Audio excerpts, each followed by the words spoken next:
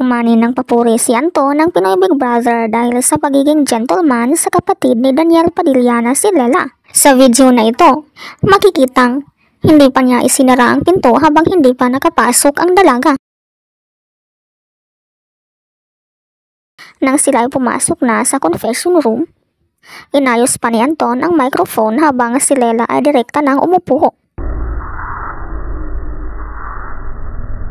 Makikita dito na siya ay binuksan talaga ng pinto at hinintay hanggang sa makapasok.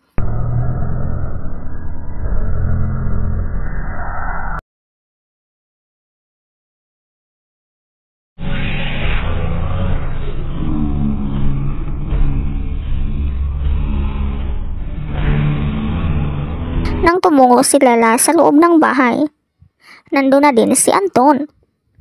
Si Lela ay isang mala Disney princess na binuksan niya agad ng kurtina. Sa video na ito, para siyang baby ni Anton na pinainom pa ng coke. Grabe ang titig niya sa kanya habang umiinom sa kanyang baso.